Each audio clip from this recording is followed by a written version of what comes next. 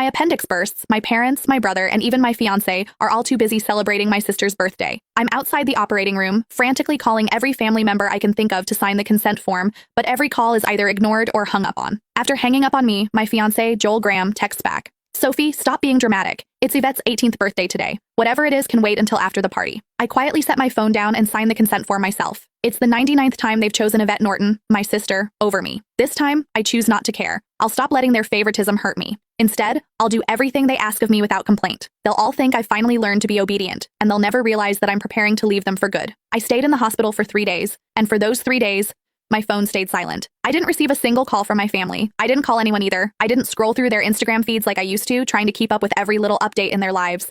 Instead, I just quietly rested in my hospital bed and dragged my weak body around for checkups and payments. Even on the day I was discharged, I didn't tell a soul.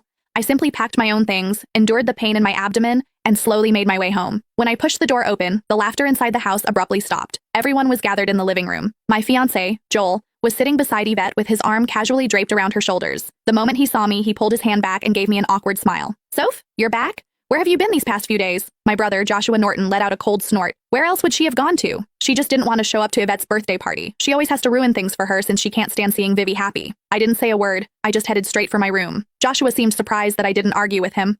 Normally, whenever he accused me of being selfish, I would break down in tears and desperately defend myself.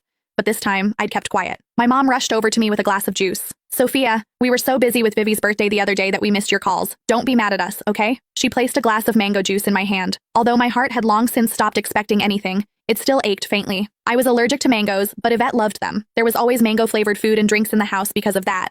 But no matter how many times I reminded them, no one ever remembered that I couldn't have mangoes. I handed the glass back to Mom and quietly stepped back. I'm not mad, I'll just go to my room. Just as I turned around, a loud noise came from the living room. Dad abruptly stood up and slammed his hand on the table. He screamed, "Why have you been walking around with that sour face ever since you came in? Your mother already apologized and even gave you your favorite drink? What's with that attitude? It looks like we've spoiled you too much." My heart twisted, and even breathing hurt. Tears blurred my vision, but I still lifted the glass from Mom's hand and drank it all in one go. I then gently set the empty glass down and wiped away my tears. I calmly looked at Dad. Yvette's the one who likes mangoes. I'm allergic to them, but it doesn't matter. I already drank it all. Can I go to my room now? Sophia, why didn't you say something earlier if you were allergic to it?